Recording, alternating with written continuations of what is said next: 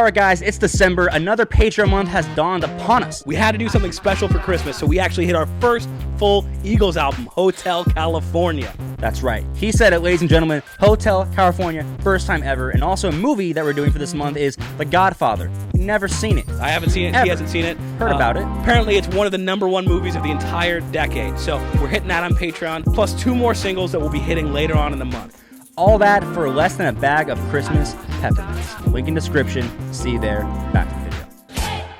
Hey guys, hope you're having a great day as well as a great life. As well as a great life. We're Pink back. Floyd, another long banger from Pink Floyd. Long banger. This is accurate. So you heard the Shine-Ons, all that great stuff, and people said you're ready for Animals.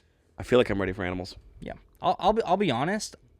After I did the reaction for this song forever ago, I probably listened to it like once or twice since then. It's been a minute. I don't think I've ever given this album its due diligence. Really? Is there a reason for that? Is it just not your favorite? No, it's good. It's good. I don't know why. Maybe because the song is really long. Yeah. But I listen to Echoes over and over, so I don't know what it is. Either way, ready to get into it. If you're not subscribed, go ahead and subscribe. And with that being said, let's get into it. Let's do it.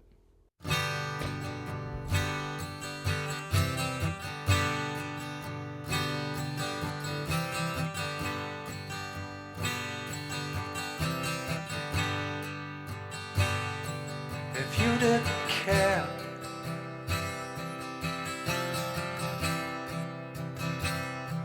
what happened to me?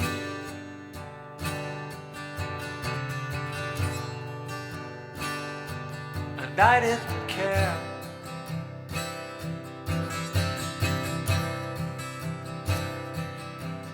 But you,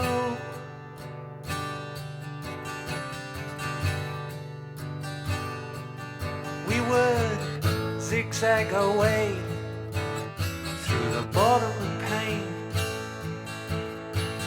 occasionally glancing up through the rain, wondering which of the brothers to blame.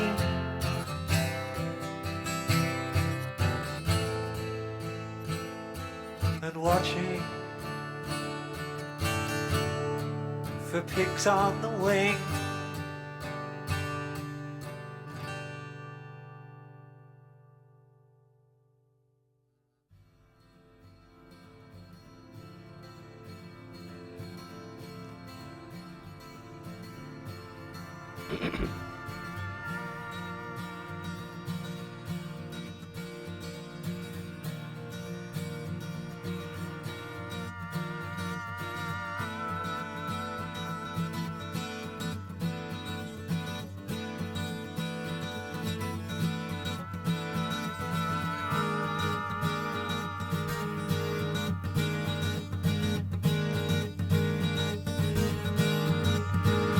You got to be crazy. You gotta have a real need. Gotta sleep on your toes. And when you're on the street, you got to be able to pick out the easy meat with your eyes closed. Then moving silently downwind and out of sight. You got to strike when the moment is right without thinking. And after a while, you can work on points for style, like the club tie and the firm handshake, a sudden look in the eye and an easy smile. You have to be trusted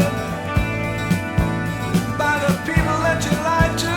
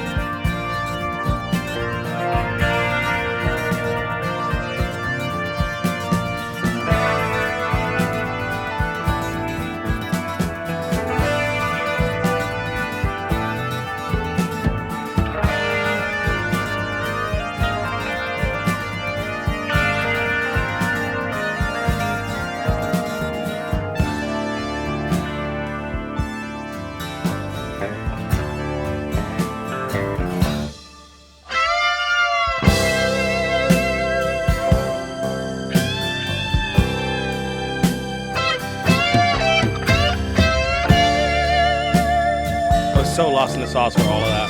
Yep.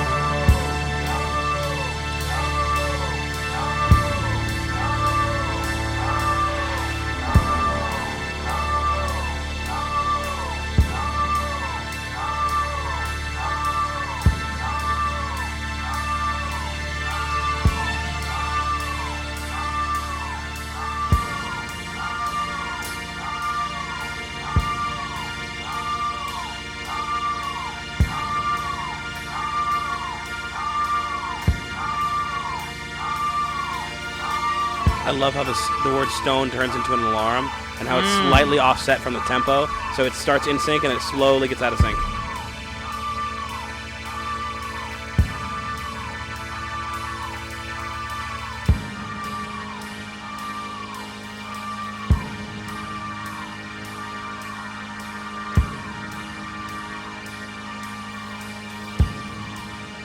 It's almost back in sync again.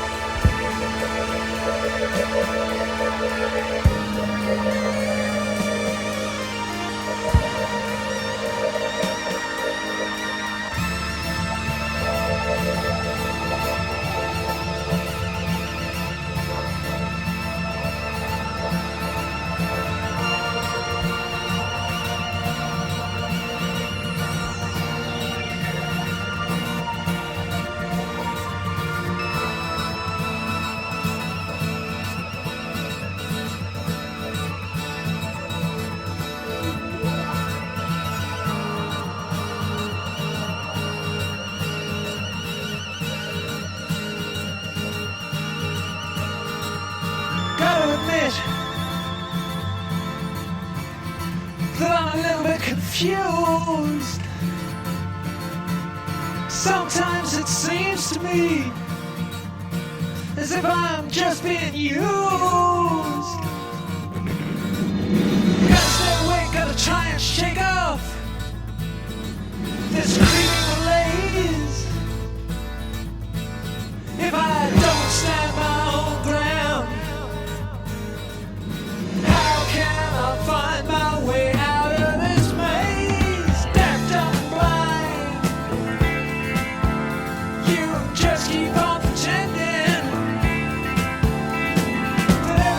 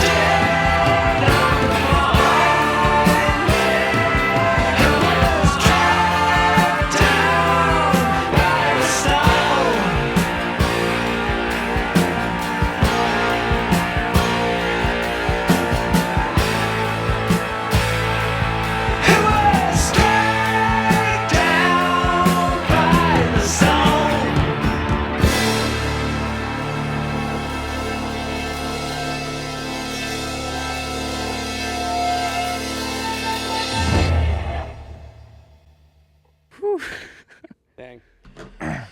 Oh, well, I guess it's the next one. I was like, Oh. did they break my brain? Yeah, Jesus Christ. All right, cool. Rating? Sure. 3, 2, 1, A. S. I can see that. It's like hard for me to not give most of their songs an S, to be honest with you. Yeah, it's a really tough thing. I was contemplating. I had to just bring it up to, like, this is one of their epics, and I'm trying to, like, Scale them. scale them to their other epics. And it's a really good. There was nothing I found wrong with it. I think it was a great song. I loved all the little. To me, it felt like their most, not orchestral, but most in-depth orchestration of any of their epics. Like so much going into this, like from the drums having two different tom parts on the then stereo mixed in the headphones with the regular drums in the center. Just all of it was done so well. I thought the guitar parts were immaculate, as average because David Gilmour. Yep. Just really cool. It's crazy, and honestly, part of the reason why I haven't given this song as many listens as it probably deserved is just kind of the concept of the concept album. So the album's called Animals, and from what I understand, it's kind of based on the ideas from George Orwell's book, like Animal Farm. He's the same guy who wrote 1984, the whole Big Brother thing. I kind of knew that when I first heard this, like, this album and this song. It's a very good book, by the way. Oh, you read it? Yeah. Oh, okay. Yeah, so that's like kind of like what it's based off, like dogs, sheep, and pigs, and each song, I guess, gives like context on the role that they play and or should play or could play in society, like given whatever political issues are happening in various wherever it is going on, I guess. And I always felt like when I listened to it that I couldn't fully understand it, so I couldn't really get the most out of it unless I was going to look into it more. And I just haven't taken the time to look into like those concepts more, read Animal Farm. So I kind of just haven't listened to the song because I feel like if I listen to it, I probably just won't get it really. Yeah. I did really enjoy this listen a lot. I haven't listened to it in at least over a year, and the last minute I had a full body goosebumps. Like really? When Roger Waters came back and like was going in on it, like the last minute and a half or so, because it almost felt like the whole concept of dogs, where it's like there's all these roles they can play. They can tear up sheep, and like pigs put themselves in a position to where they can't really be vulnerable to the dogs. But it's like if there was just a pig and a dog in a room, the dog would tear him up. You know what I mean? And it almost feels like Roger. I don't know the exact lyrics. We could look into it, but it almost felt like he was like, what are you gonna do with your role? Because not everyone's born a dog. A lot of people are born as sheep. Yeah. And it's like, what are you going to do with that power or that potential? Are you going to do anything, or are you just going to like kind of like fall in line also and just kind of like, bring that energy below the surface? So I don't know. I just kind of felt like that angst from Roger Waters where he's like, what are you going to do? And I don't know if that's what he was even saying, but that's kind of like the energy I got. Yeah. But I really enjoyed this listen. But I thought it was really cool. I also, weirdly enough, I remember looking through like a Best Buy when Best Buy used to be like, they had a huge guitar music section and all these CDs. And I vividly remember walking down the CD aisle because I had just heard The Wall, and I was like, or seen the movie The Wall, something. Yeah. And I saw the Animals thing, so I was like, ooh, I want to listen to more Pink Floyd. And I picked up the CD, never listened to it, but I remember looking on the back of it and being like, this looks so fucking cool. Like you bought it or no? No. Oh, just like looked at it. Just looked at it. So it's weird because it's weird to see it after all this time, like come to fruition of like the actual song. You know? But I have listened to Pigs off the record many times. Yeah. I think I just like you'll hear it whenever we cover, but that one's really good too. I think we'll probably make this a 3-part series. So like, Pink Floyd, the full album, like part 1, part 2, part 3. Yeah, like we'll just combine the last song with the second to last song or whatever. Very interesting. I definitely get like it's also not my favorite like Floyd epic kind of thing. Yeah. Like I think I prefer like Shine on a Crazy Diamond. I think I prefer Echoes. And a couple other songs like of like their longer form, but definitely has like its place. It's very unique. I love what they did. I mean, it was just very unique. All the orchestral parts, like one of the things that I loved that I mentioned in the song was like the what do you say, stone, and it slowly turned into an alarm. Yeah. And on top of that, it also was, like I said, out of sync. So it started a little bit in time, and then would slowly go out and go out and go out and go out, but very gradually, and then it fades back in. It's like a sine wave. It's like exactly. Goes out of sync, comes back in. Yep. And just some of the stuff like that, it was so creative and just lended itself just the great Pink Floyd creativity that you love to see. The guitar work, love the various solos. There are a couple sections where I almost wonder Like there's been times where David Gilmour has said, "Oh, I wish I did some stuff different in Wish You Were Here album." There's almost some runs in here where I almost feel like he wouldn't want them there if he could go back, which because of dissonance. Not distance. It just feels like not what he would, I guess, normally do. But maybe he wanted to do it. I don't know. It just kind of like feels funky. Like not a lot of it, but just like certain like bars where I'm like, did he really want to play that or play it like that? There were some strange moments where I felt it didn't seem Gilmour-esque, like compared to what he normally plays. I was like, this is just a little out of. But again, maybe he's going for out of the comfort zone. Yeah. In which case, it's like trying to expand it. But I don't know. That was just my last comment. But fair enough. We'll see you guys next time. See ya. All right, guys, thanks for watching that video. We love Pink Floyd. You love Pink Floyd. We all do. Alex is getting more cultured. I'm getting more listens. If you want to hear some of our other Pink Floyd reactions, we have a playlist right here for you guys with all of our Floyd reactions. And if you want to check out some extra content, we have our Patreon right here. Less than a cup of coffee. See you there.